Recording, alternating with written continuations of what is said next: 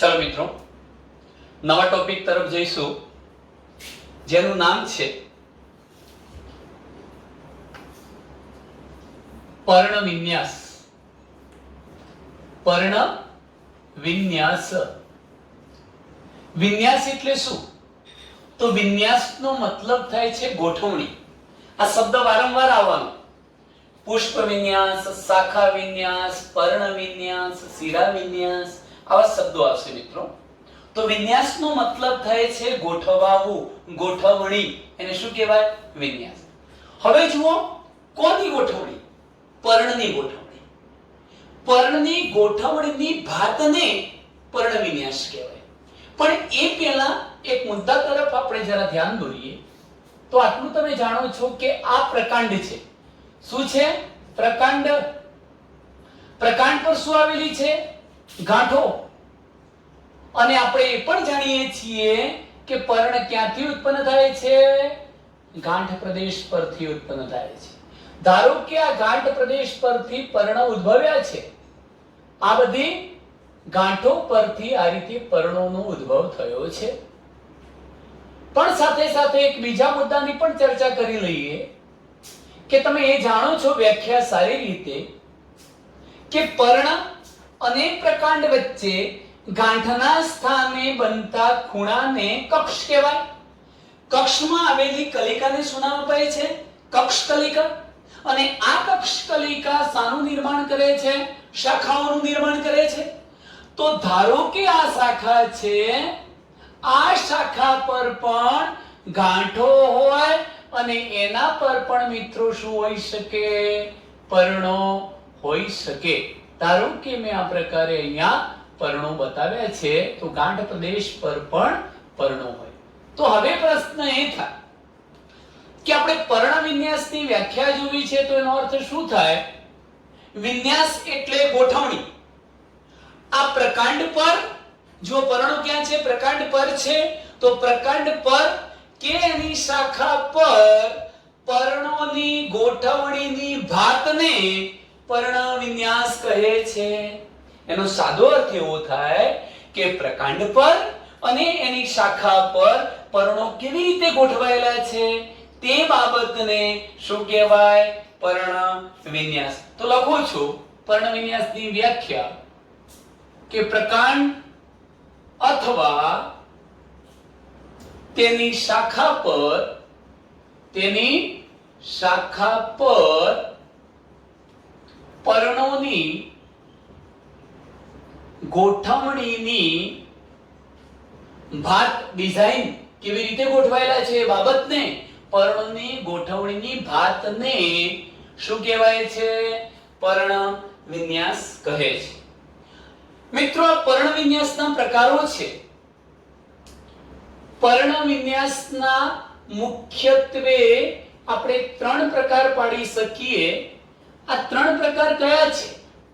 તો પ્રથમ પ્રકાર છે એકાંતરિત પર્ણ વિન્યાસ. બીજા નંબરનો પ્રકાર છે સમ્મુખ પર્ણ વિન્યાસ. અને ત્રીજો પ્રકાર છે ભ્રમિરૂપ પર્ણ વિન્યાસ. પર્ણ વિન્યાસના કેટલા પ્રકારો થયા? 3. એકાંતરિત, સમ્મુખ અને ભ્રમિરૂપ. હું સમજાવું છું એકાંતરિત કોને કહેવાય, સમ્મુખ કોને કહેવાય અને ભ્રમિરૂપ કોને કહેવાય. પણ આ સમ્મુખના હજુ આગળ આપણે પ્રકારો પાડવા છે, તો 2 પ્રકારો પાડી શકીએ. પહેલો પ્રકાર છે સમ્મુખ આચ્છાદી અથવા આચ્છાદિત, સમ્મુખ આચ્છાદિત. અને બીજો પ્રકાર છે સમ્મુખ ચતુષ્ક સમ્મુખ પણ કહી શકાય. તો સમ્મુખ પર્ણ વિન્યાસના 2 પ્રકાર, સમ્મુખ આચ્છાદી અને સમ્મુખ ચતુષ્ક. હવે આપણે ઉદાહરણ, એક્ઝામ્પલની વાત કરી દઈએ. આમ તો એકાંતરિક પર્ણ વિન્યાસ એટલે શું સમજાવું છું, પણ એકાંતરિક પર્ણ વિન્યાસના ઉદાહરણોમાં જાસૂદ છે.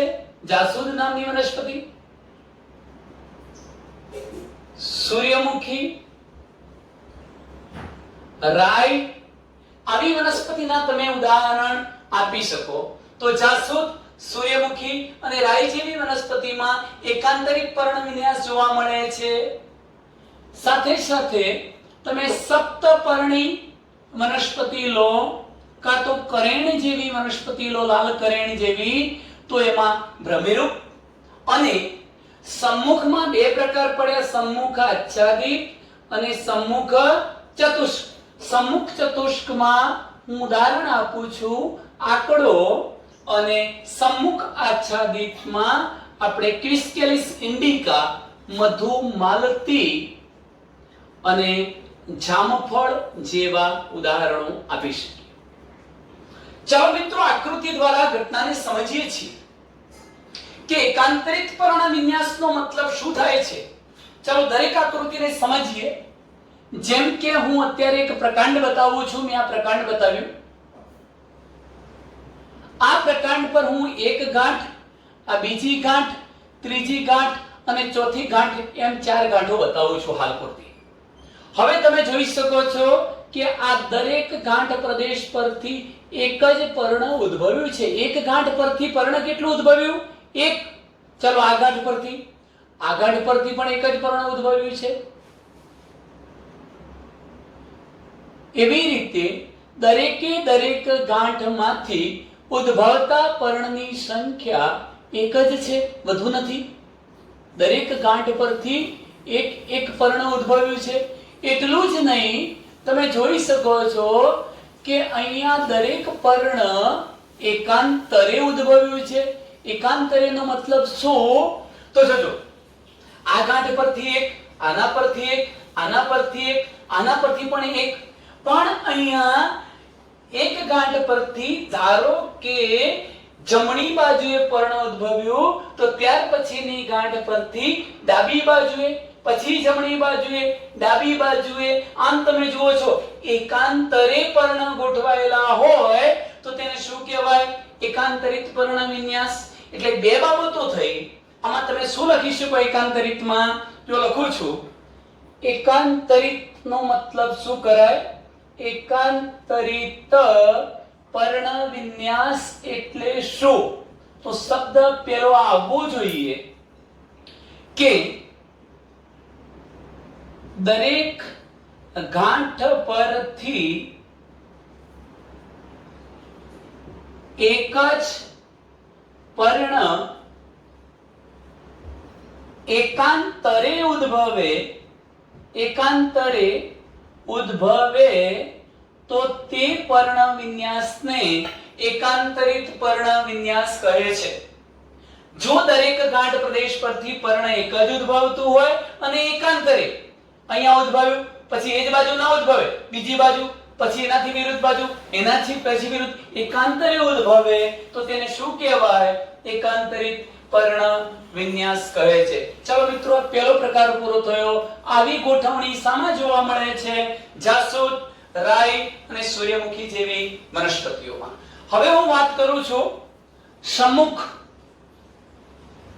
બીજો પ્રકાર છે સમ્મુખ પર્ણવિન્યાસ. એટલે શું?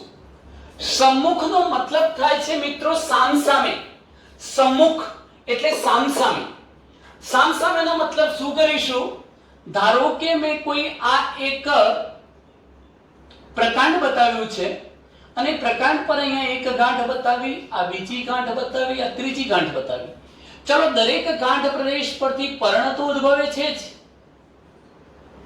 આ એક પર્ણ ઉદ્ભવ્યું છે, હું એવું જ બીજું પર્ણ બતાવી દઉં છું. અમે મિત્રો બીજું પર્ણ બતાવી દીધું. હું અહીંયા ફરી બે પર્ણો બતાવું છું. આ એક, આ બીજું. તમે સમજી ચૂક્યા હશો કે પ્રત્યેક ગાંઠ પરથી બે પર્ણો ઉદ્ભવે છે. એક નહીં, કેટલા? બે. અને એ પણ જોઈ શકો છો કે અહીંયા ઉદ્ભવતા બંને પર્ણો એકબીજાની સામસામે ગોઠવાય છે, સમ્મુખ ગોઠવાય છે. આનો મતલબ એવો થયો મિત્રો કે ધારો કે આ પ્રકાંડ છે પ્રકાંડ પર આ ગાંઠ છે તો ગાંઠના ભાગેથી બે સામસામે પર્ણો એક સાથે ઉદ્ભવ્યા સમુખ. પછી પાછા થોડા ઉપર જઈએ એટલે બીજી ગાંઠ આવી, એ ગાંઠ પરથી પણ સમુખ, બે સામસામે ઉદ્ભવે તો તે પર્ણ વિન્યાસને સમ્મુખ પર્ણ વિન્યાસ કહેવાય. એનો મતલબ એવો થાય, લખીએ છીએ આપણે કે સમ્મુખ પર્ણ વિન્યાસ એટલે શું? તો લખી શકાય કે જો પ્રત્યેક ગાંઠ પરથી બે સામસામે પર્ણો ઉદ્ભવતા હોય તો તે પર્ણ વિન્યાસને સમ્મુખ પર્ણ વિન્યાસ કહે છે. હવે આપણે સમ્મુખ પર્ણ વિન્યાસના બે પ્રકારો લેવા છે, સમ્મુખ આચ્છાદી અને સમ્મુખ ચતુષ્ક. સમ્મુખ આચ્છાદીનો મતલબ શું થાય છે મિત્રો? આજે આકૃતિ મેં દોરી છે એ જ છે સમ્મુખ આચ્છાદી. આચ્છાદી ઓવરલેપ થવું, ઢાંકી દેવું. કેવી રીતે? બરોબર ધ્યાન રાખો કે ધારો કે આ બે પર્ણો છે, એક ગાંઠ પરથી ઉદ્ભવેલા, ફરી પાછી ગાંઠ આવવાની ઉપર, ત્યાં ફરી પાછા બે પર્ણો ઉદ્ભવવાના. હવે તમે જુઓ કે તમે ઉપરના બે પર્ણોને આ રીતે નીચે જોવાનો પ્રયત્ન કરો તો એની નીચે રહેલા પર્ણો ઢંકાઈ જાય છે, દેખાતા નથી. એનો મતલબ એ થયો કે અહીં તમે જોઈ શકો છો કે આ પર્ણને ઉપરથી જોશો તો એની નીચે આ ઢંકાઈ ગયું હશે, આની નીચે આ પર્ણ ઢંકાઈ ગયું હશે. આવી ગોઠવણી હોય તો તેને સમ્મુખ આચ્છાદિત ગોઠવણી કહેવાય. ફરીથી પર્ણો સમ્મુખ પર્ણ જુઓ, બે ક્રમિક ગાંઠ પરના, જો એક ગાંઠ ને બીજી ગાંઠ, બે ક્રમિક ગાંઠ પરના સમ્મુખ પર્ણો એકમેક પર આચ્છાદી ગોઠવાયેલા હોય, એકબીજાને ઢાંકતા હોય એ રીતે ગોઠવાયેલા હોય, જેમ કે આ બે પર્ણો નીચેના પર્ણોને ઢાંકી દેતા હોય એ રીતે ગોઠવાયેલા હોય તો તેને શું કહેવાય? સમ્મુખ આચ્છાદી. ફરી બોલું છું કે બે ક્રમિક ગાંઠ પરના સમ્મુખ પર્ણો એક પર એક આચ્છાદિત ગોઠવાયેલા હોય તો તેને શું કહેવાય? સમ્મુખ આચ્છાદિત કહે છે. ચાલો ત્રીજા નંબરના પોઈન્ટ તરફ જઈએ છીએ, સમ્મુખ ચતુષ્ક. પણ એ પહેલા ઉદાહરણ જોઈ લો કે આવી ગોઠવણી મધુમાલતી અને જામફળમાં જોવા મળે છે. હવે એનો જ પેટા પ્રકાર એક બતાવું છું. ધારો કે આ પ્રકાંડ છે મિત્રો, આ પ્રકાંડ થયું, આ પ્રકાંડ પર અહીંયા ગાંઠ છે, અહીંયા ગાંઠ છે, આ બધી ગાંઠો છે.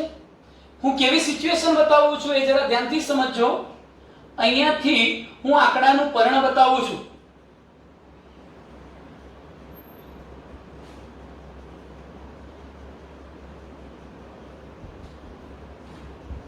મેં આ પ્રકારે આંકડાના બે પર્ણો બતાવ્યા છે. મિત્રો તમે જોઈ શકો છો કે આ બંને પર્ણો, હાલ તમને એમ લાગશે કે સાહેબ આ તો એકબીજાની સામસામે નથી ગોઠવાયેલા, પણ આપણે એને 3D ઇમેજમાં બતાવવાનો પ્રયત્ન કરીએ છીએ.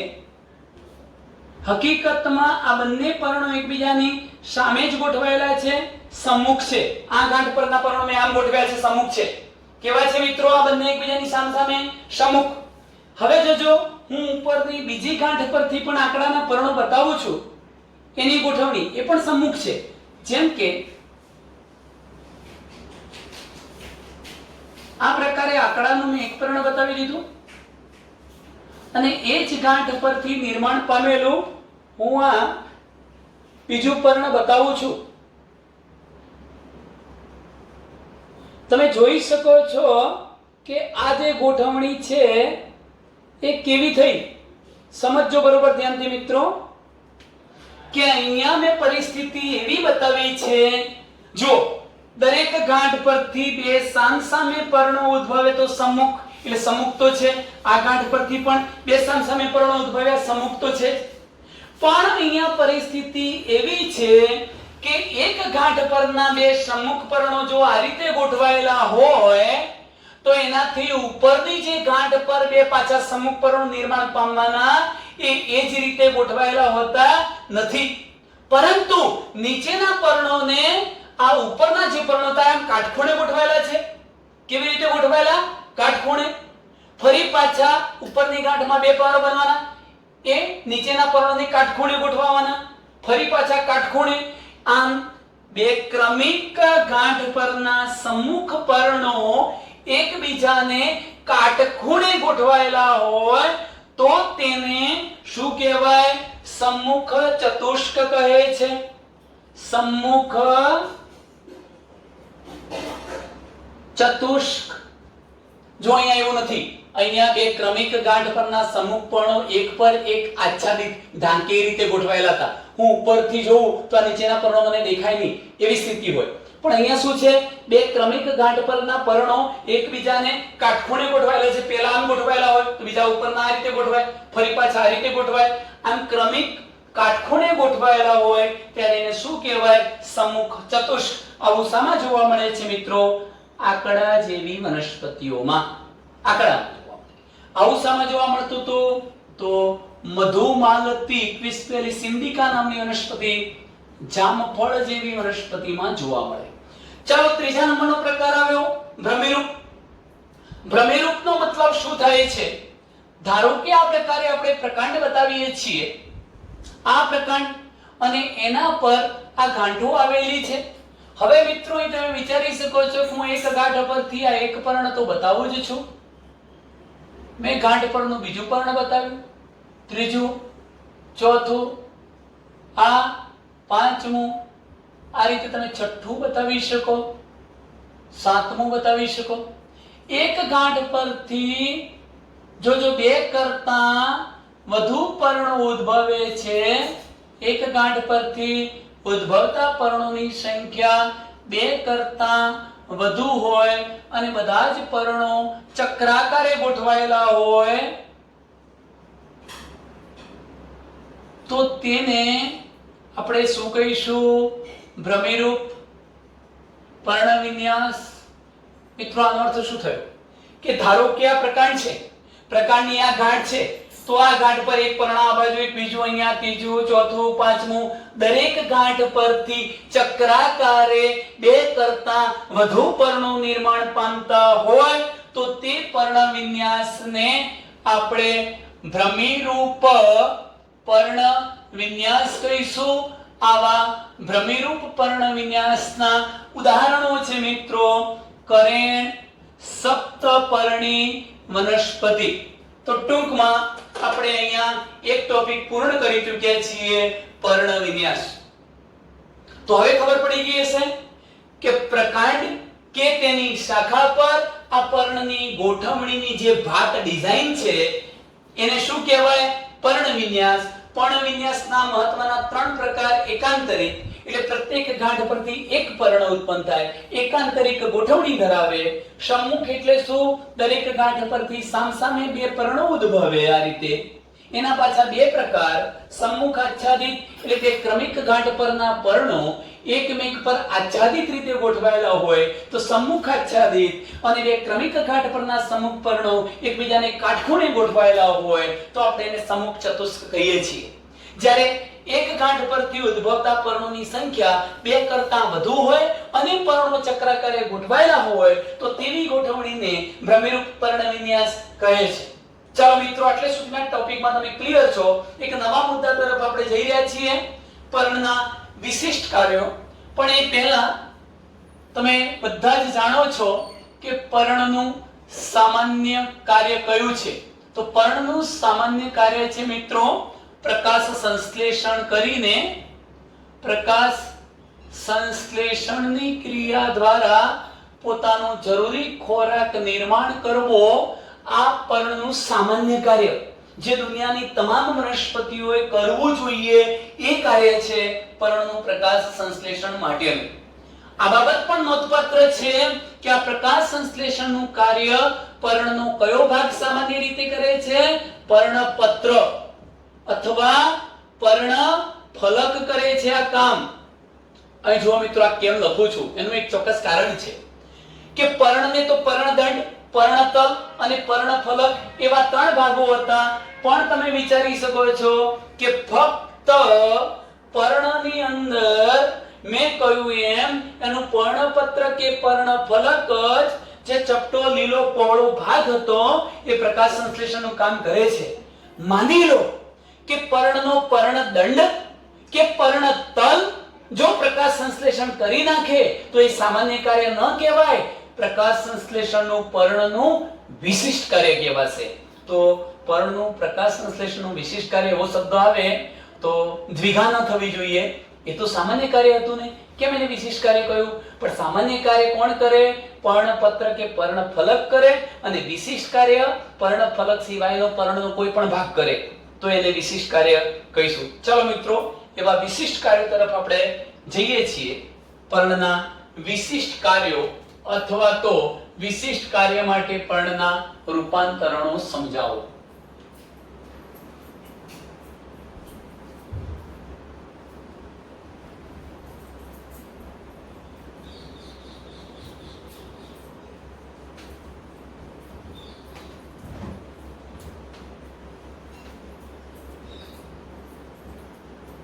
ચાલો, પર્ણના વિશિષ્ટ કાર્યો સમજાવો અથવા વિશિષ્ટ કાર્ય માટે પર્ણના રૂપાંતરણો સમજાવો. પર્ણના વિશિષ્ટ કાર્યો અથવા તો પર્ણના વિશિષ્ટ કાર્ય કરવા માટેના વિશિષ્ટ કાર્ય માટેના રૂપાંતરણો સમજાવો. રૂપાંતરણો શબ્દ ના કહેવો હોય તો આપણે અનુકૂલન પણ કહી શકીએ. વિશિષ્ટ કાર્ય માટેના અનુકૂલનો સમજાવો. પહેલા હું મિત્રો તમને એક લિસ્ટ આપી દઉં છું કે પર્ણ પ્રકાશ સંશ્લેષણનું તો કામ કરે છે, પણ આ ઉપરાંત એ ન કરવાના કેટલાક વધારાના કાર્યો પણ કરે છે. એવા વધારાના કાર્યો કયા છે? તો અહીં જોઈ શકો છો. પ્રથમ કાર્ય હું લખું છું, પર્ણનો ખોરાક સંગ્રહ માટેનું વિશિષ્ટ કાર્ય. પ્રથમ કાર્ય મેં કયું લખ્યું છે? પર્ણનું ખોરાક સંગ્રહ માટેનું વિશિષ્ટ કાર્ય. અને આવું વિશિષ્ટ કાર્ય કરવા માટેના જે ઉદાહરણો છે એમાં તમે લખી શકો ડુંગળી અને લસણ. ડુંગળી અને લસણ. ચલો, બીજા નંબરનું પર્ણનું વિશિષ્ટ કાર્ય આપણે લઈએ છીએ. પર્ણનું આરોહણ, આધાર આરોહણ અથવા આરોહણ માટેનું વિશિષ્ટ કાર્ય સમજાવો. મિત્રો, ભૂલ થવાની શક્યતાઓ વધુ છે, કારણ કે તમે પ્રકાંડના વિશિષ્ટ કાર્યો ભણ્યા, મૂળના ભર્યા અને હવે પર્ણના ભણી રહ્યા છો. માટે દરેક ઉદાહરણ પર્ટિક્યુલર મૂળનો મૂળમાં, પ્રકાંડનું પ્રકાંડમાં અને પર્ણનું પર્ણમાં જ હોવું જોઈએ. આ બાબત યાદ રાખજો. તો આરોહણ માટેના વિશિષ્ટ કાર્યની વાત કરું તો હું કેટલાક ઉદાહરણો આપું છું. જેમ કે મિત્રો, કંકાશણી નામની વનસ્પતિ, ગ્લોરિયોઝા સુપરબા કંકાશણી, વટાણા છે, સ્માઇલેક્સ છે. સ્માઇલેક્સ સારસાપરીલા પણ કહેવાય એને. સારસાપરીલા નામની વનસ્પતિ. તમે નખવેલ લઈ શકો. આવા ઘણા ઉદાહરણો આપી શકો. એવી જ રીતે હું ત્રીજા વિશિષ્ટ કાર્ય તરફ જઉં છું. પર્ણનું રક્ષણ માટેનું વિશિષ્ટ કાર્ય. તો રક્ષણ માટેના વિશિષ્ટ કાર્યના ઉદાહરણમાં થોર. થોર એટલે કે ફાફડા થોર. તમે બાવળ લઈ શકો. બોરડીને પણ ઉદાહરણ તરીકે લઈ શકો, બોર અથવા બોરડી. એવી રીતે મિત્રો તમે જોઈ શકો છો કે હવે આપણે પર્ણનું પ્રકાશ સંશ્લેષણ માટેનું વિશિષ્ટ કાર્ય લઈએ છીએ. પર્ણનું પ્રકાશ સંશ્લેષણ માટેનું વિશિષ્ટ કાર્ય. મને એટલો જવાબ આપો કે આ કાર્ય સામાન્ય છે કે નથી? પ્રકાશ સંશ્લેષણ કરવું હોય તો પર્ણનું સામાન્ય કાર્ય છે, પરંતુ કેમ વિશિષ્ટ કાર્ય કહ્યું? કારણ કે આ કાર્ય ક્યાંય પર્ણપત્ર નથી કરવાનું. હા, પર્ણદંડ કરશે, ઉપપર્ણો કરશે પ્રકાશ સંશ્લેષણ. તો એ કયું બની જાય? પર્ણનું પ્રકાશ સંશ્લેષણ માટેનું વિશિષ્ટ કાર્ય. અને એનું ઉદાહરણ આપું છું, ઓસ્ટ્રેલિયન બાવળ, અથવા એને તમે ઓસ્ટ્રેલિયન બોટલ બ્રશ પણ કહી શકો. ઓસ્ટ્રેલિયન બાવળ. અને છેલ્લું પાંચમું વિશિષ્ટ કાર્ય લઈએ, પર્ણનું કીટ ભક્ષણ માટેનું, કીટકોનું ભક્ષણ કરવા માટેનું વિશિષ્ટ કાર્ય. એમાં ઉદાહરણ આપણે કળશપર્ણ નામની વનસ્પતિ આપીશું, અર્કજવર પણ કહી શકાય, વિનસનો મક્ષીપાસ કહી શકાય, ડ્રોસેરા, આ બધી જ વનસ્પતિના ઉદાહરણો આપી શકો. ચલો મિત્રો, તો આટલા મુદ્દાઓની આપણે ચર્ચા કરવી છે કે એક તો પર્ણનું ખોરાક સંગ્રહ માટેનું વિશિષ્ટ કાર્ય સમજાવો, પર્ણનું આરોહણ માટેનું વિશિષ્ટ કાર્ય, પર્ણનું રક્ષણ માટેનું વિશિષ્ટ કાર્ય, પર્ણનું પ્રકાશ સંશ્લેષણ માટેનું વિશિષ્ટ કાર્ય અને પર્ણનું કીટ ભક્ષણ માટેનું વિશિષ્ટ કાર્ય. હું પ્રથમ વિશિષ્ટ કાર્ય તરફ જઈ રહ્યો છું. પર્ણનું ખોરાક સંગ્રહ માટેનું વિશિષ્ટ કાર્ય. ઉદાહરણ મેં તમને કહી દીધા છે, ડુંગળી અને લસણ. ચાલો આને આકૃતિ દ્વારા સમજીએ છીએ. ધારો કે આપણે અહીંયા એક ડુંગળીનું પ્રકાંડ બતાવીએ છીએ. ડુંગળીનું પ્રકાંડ આવું ગોળ સફેદ બિંબવત હોય, ચપટું સપાટ થઈ ગયું, ગોળ રકાબી જેવું. અને આ પ્રકાંડ પરથી નિર્માણ પામેલા ડુંગળીના મૂળ છે જમીનની અંદર જ છે, અને ડુંગળીનું આ પ્રકાંડ પણ જમીનમાં છે, યાદ રાખજો. એટલે હું એમ કહી શકું કે અહીંથી આપણે જે ભાગ બતાવીએ છીએ એ ભૂમિ જમીન છે. જમીનની અંદર એનું ભૂમિગત પ્રકાંડ છે, આ બિંબ જેવું સફેદ. આપણે જે ભાગને કાપીને ફેંકી દઈએ છીએ એના પર આ મૂળ છે. અને હવે હું તમને એક આકૃતિમાં પાઠ બતાવું છું, અહીંથી બરોબર ધ્યાનથી સમજજો કે આ પ્રકારની એક રચના આપણે દોરી ચૂક્યા. આવી મેં એક રચના બતાવી છે મિત્રો. આ ડુંગળી તૈયાર થઈ ગઈ, ડુંગળી છે. હવે જરા ધ્યાન રાખો, આની અંદર આ જે હવામાં રહેતા હવાઈ પર્ણો છે, બધા હવાઈ પર્ણો લીલા હોય. કેવા હોય? હવાઈ પર્ણ લીલા હોય. અને તેથી એ શું કરશે? પ્રકાશ સંશ્લેષણનું કાર્ય કરી પોતાનો ખોરાક જાતે તૈયાર કરી લે છે. પણ આ વનસ્પતિમાં આ જે પર્ણ ખોરાક સંગ્રહ કરે છે કેવી રીતે? તમે જુઓ કે આખું આ પર્ણ હતું, એ પર્ણનો કેટલોક ભાગ ક્યાં છે? જમીનની અંદર છે. આ પર્ણનો કેટલોક ભાગ જમીનથી બહાર છે, જે લીલો નથી હોતો. હા, ફક્ત પર્ણનો જે ભાગ જમીનથી બહાર હતો એ જ લીલો હતો, પરંતુ જમીનથી અંદર રહેતો ભાગ લીલો હોતો નથી. આ સળંગ પર્ણ હું તમને બતાવું છું આકૃતિમાં, સારી રીતે તમે સમજી જઈ શકશો.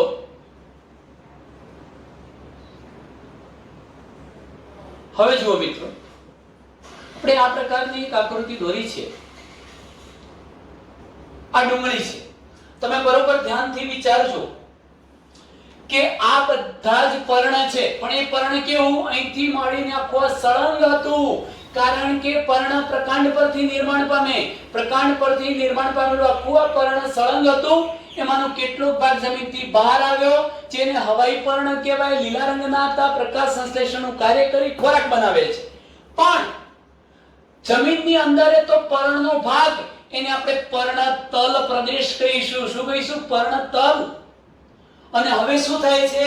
હવાઈ પર્ણો દ્વારા તૈયાર થયેલો જે ખોરાક હતો એનો સંગ્રહ આ ભૂમિગત પર્ણતલમાં થાય છે, જમીનની અંદર રહેલા પર્ણતલમાં. એ પર્ણતલ ખોરાક સંગ્રહ કરીને માસલ બને છે. જે ડુંગળીના સફેદ પડને આપણે ખાઈએ છીએ એ પણ એના પર્ણો જ છે, ખોરાક સંગ્રહી. તો પર્ણનો ખોરાક સંગ્રહ માટેનું વિશિષ્ટ કાર્ય થયું. અને છેવટે મિત્રો તમને કહું, સૌથી બહારની બાજુએ એક સૂકું આવરણ જોવા મળશે, જેથી આપણે ડુંગળીને આવૃત કંદ કહીએ છીએ. આવૃત કંદ, જેમાં ખોરાક સંગ્રહ નથી થયેલો હોતો અને એ સૂકું ફોતરું થઈ ગયેલું હોય છે. બહારનું આવરણ, બહારનું પર્ણતલ ખોરાક સંગ્રહ નથી કરતું, આવરણમાં ફેરવાઈ જાય છે. આ પ્રકારે ડુંગળી અને લસણ એ ખોરાક સંગ્રહ માટેનું વિશિષ્ટ કાર્ય છે. ફરક એટલો છે કે ડુંગળીને આવૃત કંદ કહેવાય, પણ લસણને સંયુક્ત આવૃત કંદ કહેવાય. જુઓ, આ તો આવૃત કંદ થયું. આવૃત કંદ એટલે કોણ? ડુંગળી. પણ લસણની વાત કરું તો લસણને આપણે સંયુક્ત આવૃત કંદ કહીશું. કેમ? કારણ કે સમગ્ર લસણની ફરતે આવરણ તો હોય છે, પણ લસણને ખોલ્યા પછી દરેક કળીની ફરતે પણ આવરણ હોય છે. એટલે બધી જ કળીઓમાં આવરણ અને કળીઓની ફરતે પણ આવરણ, તેથી એને સંયુક્ત આવૃત કંદ કહે છે મિત્રો. આમ ડુંગળી અને લસણ એ પર્ણનું ખોરાક સંગ્રહ માટેનું વિશિષ્ટ કાર્ય છે. ચલો એક પૂરું થયું. બીજા નંબરના કાર્ય તરફ જઈએ છીએ. પર્ણનું આરોહણ માટેનું વિશિષ્ટ કાર્ય. સર્વપ્રથમ તો તમને મિત્રો એ બાબત ખબર હોવી જોઈએ કે આરોહણ કોણ કરે. જે વનસ્પતિનું પ્રકાંડ કેવું છે, નબળું, અને જે વનસ્પતિ હવામાં ટટ્ટાર ઊભી રહી શકતી નથી, તે વનસ્પતિને ઉર્ધ્વ દિશામાં વૃદ્ધિ પામવા માટે કોઈક વધારાની રચના નિર્માણ કરવી પડે છે.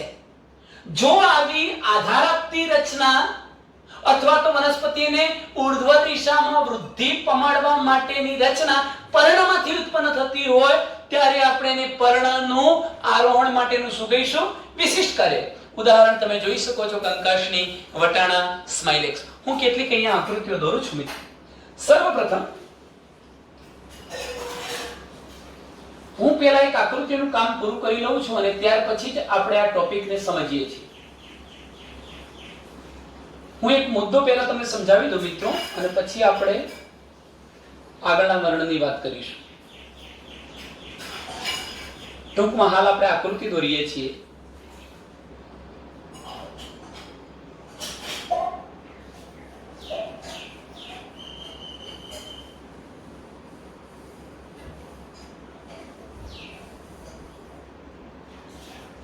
મેં આ પ્રકારની એક આકૃતિ બતાવી છે. હવે તમે જોજો હું કઈ રચનાઓ બતાવું છું.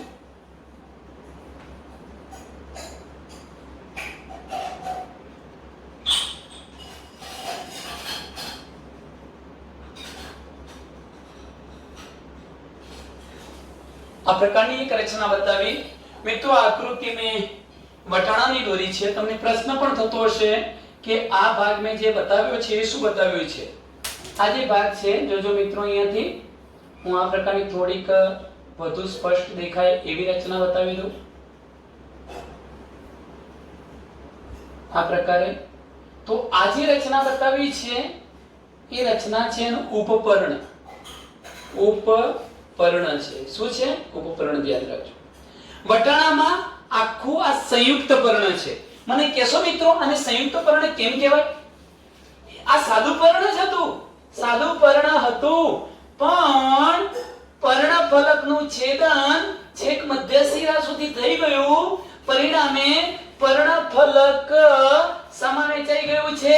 પર્ણિકાઓમાં વહેંચાઈ ગયું. પર્ણિકા ધરાવતા પર્ણને કેવું પર્ણ કહેવાય? સંયુક્ત પર્ણ. તો આ સંયુક્ત પર્ણ. હવે તમે જુઓ મિત્રો અહીંયા કે આ બધી પર્ણિકાઓ હતી, પણ ખરેખર અહીંયા પર્ણિકાઓ બનવી જોઈતી હતી. ટોચે આવેલી 3 કે 5 પર્ણિકાઓ લાંબા પાતળા દોરી જેવા સૂત્રોમાં ફેરવાઈ ગઈ. એને કહેવાય પર્ણિકા સૂત્ર. પર્ણિકાઓ શામાં ફેરવાઈ ગઈ? સૂત્ર જેવી રચનામાં. તો વટાણા જેવી વનસ્પતિમાં ટોચે આવેલી 3 કે 5 પર્ણિકાઓ સૂત્ર કે સ્પ્રિંગ દોરી જેવી રચનામાં ફેરવાઈ જાય, જેને પર્ણિકા સૂત્ર બન્યા કહેવાય. અને એ હવે આધારની ફરતે વીંટળાઈ જાય અને વનસ્પતિને ઉર્ધ્વ દિશામાં વિકસવામાં મદદરૂપ થાય છે. એટલે આરોહણ કરતી રચના વટાણામાં કોણ કહેવાય? પર્ણિકા સૂત્ર. ચાલો એક ઉદાહરણ, એવું એકાદ બીજું ઉદાહરણ તમને આપી દઉં છું મિત્રો. આપણે કંકાશની કે સ્માઇલેક્સ ને દોરીએ. જો હું સ્માઇલેક્સ બતાવું છું, સારસા પરિલા નામની વનસ્પતિ, તો એનું આ પ્રકાંડ, આ ગાંઠ છે. પછી જોજો આ એનું પર્ણદંડ છે અને આ રીતે એનું આવું પર્ણ હોય છે મિત્રો. આ પ્રકારનું સારસા પરિલા સ્માઇલેક્સ નામની વનસ્પતિનું મેં આ પર્ણ બતાવ્યું. હવે તમે અહીં જરા ધ્યાન રાખજો.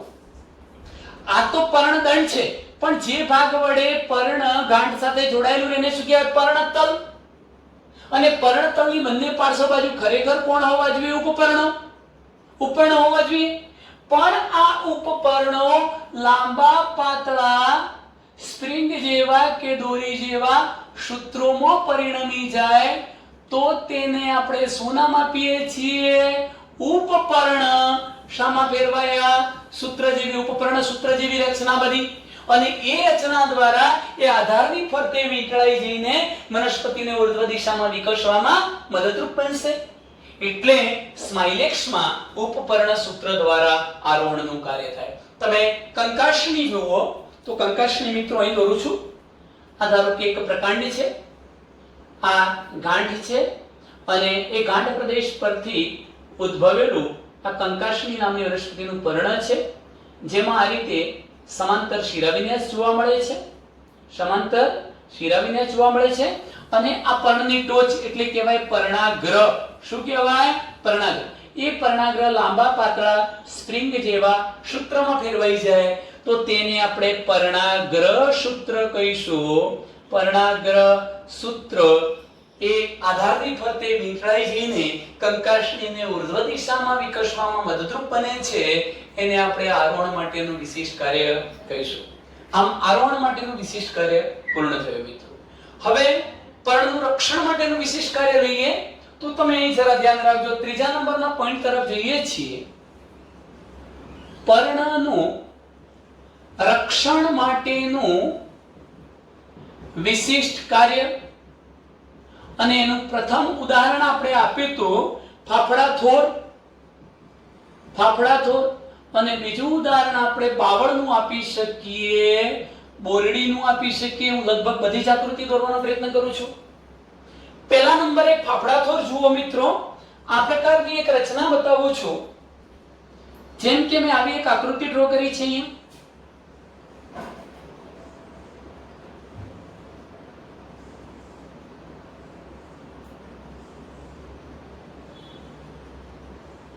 આ વનસ્પતિ છે ફાફડા થોર. એના પર હું આ પ્રકારે અલગ પેનથી એક રચના બતાવું છું. એ શું છે? એના કાંટા છે, કંઠ. આ કંઠ કાંટા ક્યાંથી આવ્યા એની પણ આપણે ચર્ચા કરીએ. ધ્યાનથી સમજો મિત્રો.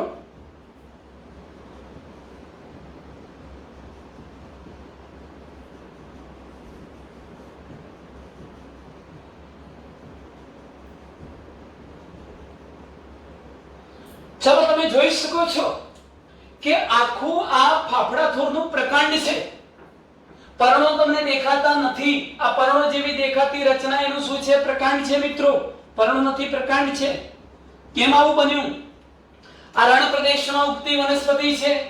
રણ પ્રદેશમાં પાણી ઓછી માત્રામાં હોય. પાણીનો વ્યય ઘટાડવા માટે અને ચરતા પ્રાણીઓ સામે રક્ષણ મેળવવા માટે આવી વનસ્પતિ પોતાના પર્ણોને ખેરવી નાખે છે. જો પર્ણો ખરી ન પડે તો પર્ણનું કાંટામાં રૂપાંતર થાય છે, જેને કંઠ કહેવાય. એટલે પર્ણો સામા ફેરવાયા કંઠમાં, પર્ણ કંઠમાં ફેરવાઈ ગયા. અહીં સામૂહિક રીતે બધા જ પર્ણો કાંટામાં ફેરવાઈ ગયા. એટલે કાંટાના કારણે કોઈ અન્ય પ્રાણી આવી વનસ્પતિને ખાઈ શકશે નહીં. ચરતા પ્રાણીઓ સામે એને શું મળી ગયું? રક્ષણ.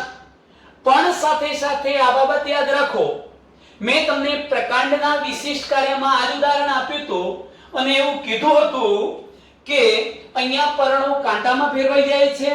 પરિણામે પર્ણો જેવું કાર્ય કરવા માટે આખું આ પ્રકાંડ પૃષ્ઠ વક્ષ બાજુએથી ચપટું, લીલું, હરિતકણ વાળું બની જાય છે અને પ્રકાશ સંશ્લેષણનું કાર્ય કરી ખોરાક બનાવે. તો આને પણ આપણે વિશિષ્ટ કાર્ય કહીશું. પણ કોનું કહીશું? પ્રકાંડનું. તો પ્રકાંડનું પ્રકાશ સંશ્લેષણ માટેનું વિશિષ્ટ કાર્ય ઉદાહરણ કોણ થાય? ફાફડા થોર. અને પર્ણનું રક્ષણ માટેનું વિશિષ્ટ કાર્ય તો પણ ઉદાહરણ કોણ થાય? ફાફડા થોર. આમ ફાફડા થોરમાં બેવડું બે અનુકૂલન જોવા મળે. પ્રકાંડનું પ્રકાશ સંશ્લેષણ માટેનું અને પર્ણનું રક્ષણ માટેનું અનુકૂલન, બેવડું અનુકૂલન ધરાવતી વનસ્પતિ. ચાલો બીજા નંબરના પોઈન્ટ તરફ જઈએ છીએ. હું બાવળ નામની વનસ્પતિ દોરું છું. બાવળ દોરવા માટે મિત્રો આટલું યાદ રાખો, મેં તમને આ ટોપિક ચલાવ્યો છે કે આ ગાંઠ છે. ગાંઠના ભાગેથી પર્ણ ઉદ્ભવ્યું. હું પર્ણ કેવું બતાવું છું એ જોઈ લો. આ પ્રકારે મેં આખું આ પર્ણ જ બતાવ્યું છે. પર્ણની આ મધ્ય શિરા છે. મુખ્ય પત્રાક્ષ શાખિત બની ચૂકી છે. આ દ્વિતીય ક્રમની શાખાઓ થઈ. અને મેં તમને એ પણ કહ્યું હતું કે જો દ્વિતીય ક્રમની શાખાઓ ઉપર પર્ણિકાઓ ગોઠવાયેલી હોય તો તે પર્ણને દ્વિપિંછાકાર સંયુક્ત પર્ણ કહે છે. તો બાવળ કેવી વનસ્પતિ? દ્વિપિંછાકાર સંયુક્ત પર્ણ. આ સાદું પર્ણ નથી, સંયુક્ત પર્ણ છે. કેમ? તમે આગળનો આખો ટોપિક મિત્રો જોઈ ચૂક્યા છો કે સાદું પર્ણ હતું, એની પર્ણ ફલકનું છેદન છેક મધ્ય શિરા સુધી થયું એટલે એક પિંછાકાર બન્યા. ફરી પાછું છેદન થયું એટલે આ રીતે દ્વિપિંછાકાર. દ્વિપિંછાકારનો મતલબ થાય મુખ્ય પત્રાક્ષ શાખિત બને અને જો દ્વિતીય ક્રમની ધરી કે શાખા પર પર્ણિકાઓ ગોઠવાય તો તેને આપણે સંયુક્ત પર્ણ કહીશું. આ બાવળ દ્વિપિંછાકાર સંયુક્ત પર્ણ. હવે જોજો આખું આ પર્ણ હતું તો અહીંયા આટલો તો પર્ણ દંડ થાય, અહીંયા ઉપપર્ણો થવા જોઈએ પણ ઉપપર્ણો નથી. એની જગ્યાએ આ ઉપપર્ણો આ રીતે સફેદ દુધિયા રંગના, જોજો મિત્રો, સફેદ યુગ્મી, સફેદ તીક્ષ્ણ અણીદાર કાંટામાં ફેરવાઈ ગયા. એક કાંટો બન્યો અને બીજો અહીંયા બતાવો છો અણીદાર તીક્ષ્ણ કંટક બન્યા, કંઠ બન્યા.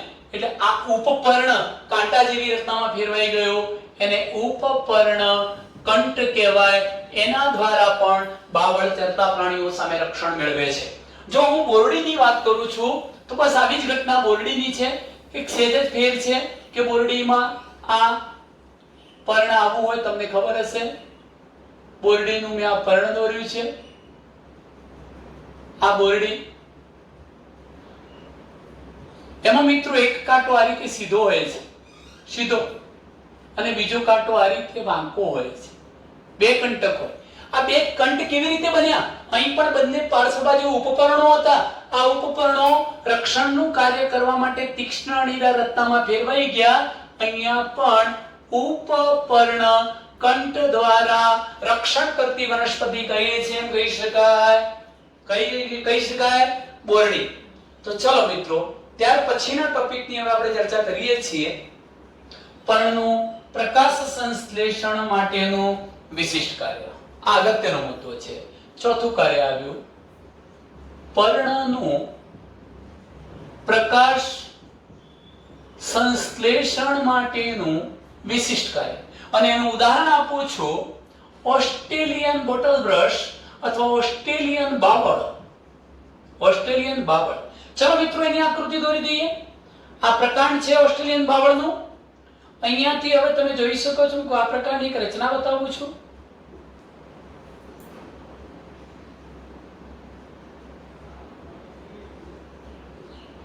ઓસ્ટ્રેલિયન બાવળ છે, એમાં પણ દ્વિપિંછાકાર સંયુક્ત પર્ણો. આ બીજા નંબરની ધરી પર પર્ણિકાઓ ગોઠવાઈ હતી. દ્વિપિંછાકાર સંયુક્ત પર્ણ જ છે, પણ ફેર એટલો છે, આના પર્ણો વધુ નાના છે, ઓછા છે. હવે તમે જુઓ, એક બાબત સમજવા જેવી છે. પહેલા આવું નહોતું. પહેલા તો આખી રચના આવી હતી, આ પ્રકારની રચના હતી આખી, અને આટલા ભાગને કહેવાય પર્ણદંડ. પણ થયું શું કે પર્ણિકાઓ નાની હતી, ઓછી હતી અને પવનના ઝાપટામાં ખરી પડે છે. તેવા સંજોગોમાં વનસ્પતિ પ્રકાશ સંશ્લેષણનું કાર્ય કરી પોતાની પર્યાપ્ત માત્રામાં ખોરાક બનાવી શકતી નથી. ત્યારે શું કરવું? ખોરાકની જરૂરિયાતને પહોંચી વળવા માટે આવી વનસ્પતિનો જે પર્ણદંડ હતો, જે સામાન્ય રીતે કેવો હોય છે? નળાકાર અને ગોળાકાર. આવો પર્ણદંડ આવો હોય, આમ ગોળ અને નળાકાર પર્ણદંડ હતો. એ ગોળ અને નળાકાર આ પર્ણદંડ ચપટો બની ગયો, આમ દબાઈ ગયો. ચપટો પહોળો વિસ્તૃત બની ગયો, અને ચપટો પહોળો વિસ્તૃત બની જઈ હરિતકણયુક્ત બની જાય છે અને પ્રકાશ સંશ્લેષણનું કાર્ય કરે છે. મિત્રો, ખરેખર આ કાર્ય આ ભાગ દ્વારા થયું તો સામાન્ય કાર્ય હતું, પણ આ કાર્ય કોણે કર્યું? પર્ણદંડે કર્યું. પર્ણદંડ પ્રકાશ સંશ્લેષણનું કાર્ય કરે છે. આવી રચનાને દાંડીપત્ર કહેવાય. શું કહેવાય? દાંડીપત્ર. તો પર્ણનું પ્રકાશ સંશ્લેષણ માટેનું વિશિષ્ટ કાર્ય ઉદાહરણ આપી શકીએ ઓસ્ટ્રેલિયન બાવળ. ચાલો, ત્યાર પછી તમે જોઈ શકો છો છેલ્લું પર્ણનું કીટ ભક્ષણ માટેનું વિશિષ્ટ કાર્ય. મિત્રો, અહીં આકૃતિ દોરું છું. છેલ્લો મુદ્દો છે પર્ણનું કીટ ભક્ષણ માટેનું વિશિષ્ટ કાર્ય. ઉદાહરણ કળશપર્ણ, અર્કજવર, મક્ષીપાસ, ડ્રોસેરા. ચલો, આકૃતિમાં બતાવી દઉં તમને આ ઘટના. કે એક વનસ્પતિ છે, એની આ ગાંઠ છે. ગાંઠ પ્રદેશ પરથી નિર્માણ પામેલું આ પર્ણ છે. પછીનો ભાગ હું આ રીતે બતાવું છું, રૂપાંતરિત થયેલો. કઈ રચનામાં રૂપાંતરિત થયેલો? કળશ. કળશ એટલે કે જાણે કે લોટો હોય, જગ હોય, કળશ. કળશ જેવી રચના. આ વનસ્પતિને કહેવાય કળશપર્ણ વનસ્પતિ. સમજવા જેવી બાબત છે મિત્રો કે આ કળશપર્ણ નામની વનસ્પતિ કીટકોનું ભક્ષણ કરી જાય છે. તમને પ્રશ્ન થશે કે શા માટે? બરોબર ધ્યાનથી સમજો. આમ તો આ વનસ્પતિ નું લીલું પર્ણ હતું. આ લીલા પર્ણના કારણે એ પ્રકાશ સંશ્લેષણનું કાર્ય કરીને પોતાનો ખોરાક તો જાતે બનાવી જ લે છે. તો પછી કીટકોને ખાવાની જરૂરિયાત શા માટે ઊભી થઈ? કીટકો શા માટે ખાય? તો યાદ રાખો કે જે વનસ્પતિઓ નાઇટ્રોજનનું ઓછું પ્રમાણ હોય એવા વિસ્તારમાં ઉગતી હોય તો હવે એમને પર્યાપ્ત માત્રામાં નાઇટ્રોજન મળતો નથી. નાઇટ્રોજન યુક્ત સંયોજનો મેળવવા માટે આવી વનસ્પતિનું પર્ણ રૂપાંતરિત થઈ અને શામાં ફેરવાઈ જાય છે? કળશમાં. કળશ જેવી રચના બનાવે અને જ્યારે કીટક એની પર આવીને મિત્રો બેસે છે ત્યારે આ ઢાંકણ બંધ થઈ જાય. કીટક ક્યાં આવી જાય? અંદર. પછી એ ચોક્કસ પ્રકારના પાચક ઉત્સેચકો ઉત્પન્ન કરી એનું પાચન કરી નાખે. કીટકનું પાચન થશે, એમાં ખાસ કરીને પ્રોટીનનું પાચન થવાનું એટલે નાઇટ્રોજન યુક્ત સંયોજનો મળી જવાના. એટલે આ વનસ્પતિ એ રીતે નાઇટ્રોજનની જરૂરિયાતની પૂર્તિ કરે છે. તો વધુ નાઇટ્રોજનની પ્રાપ્તિ માટે જ કુદરતે એમના પર્ણને કળશ જેવી રચનામાં ફેરવ્યા છે. આને કળશપર્ણ કહેવાય. કીટ ભક્ષણ માટેનું આ વિશિષ્ટ કાર્ય. ચાલો મિત્રો, આ ટોપિક પૂરો થાય છે, પણ છેલ્લું એક વાક્ય કહી દઉં કે આપણે પ્રકાશ સંશ્લેષણ માટે પર્ણના ઉદાહરણમાં એક જ લીધું. કોણ? ઓસ્ટ્રેલિયન બાવળ. અને મારે બીજું ઉદાહરણ આપવું છે તો તમે વટાણા આપી શકો. કેમ આપી શકો? જુઓ, વટાણામાં આ પર્ણિકાઓ નાની હતી, કાં તો પર્ણિકાઓ આરોહણનું કાર્ય કરવા માટે સૂત્રમાં ફેરવાઈ ગઈ હતી, એટલે હવે પર્યાપ્ત માત્રામાં ખોરાક ન બને. માટે એમાં જે ઉપપર્ણ હતું એ પર્ણ જેવું લીલું ચપટું હરિતકણ વાળું બની જાય અને પર્ણ જેવું બનીને પ્રકાશ સંશ્લેષણનું કાર્ય કરે. આવું ઉપપર્ણ શું કહેવાય? પર્ણ સદસ્ય ઉપપર્ણ. કેમ? સદસ્ય એટલે ના જેવું, પર્ણ જેવું કાર્ય કરતું ઉપપર્ણ કહેવાય. અને આને કેવું હોય? પર્ણ સદસ્ય દંડ કહેવાય. પર્ણ જેવું કાર્ય કરતી દાંડી, પર્ણદંડ. તો મિત્રો, પ્રકાશ સંશ્લેષણ માટે પર્ણના વિશિષ્ટ કાર્યના બે ઉદાહરણ આપી શકો.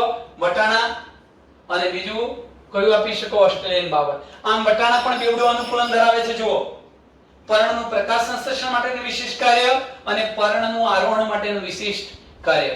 અહીંયા આપણે આપણા ટોપિકની સમાપ્તિ કરીએ છીએ. નેક્સ્ટ વિડિયોમાં આગળના ટોપિકની ચર્ચા કરીશું મિત્રો. અસ્તુ.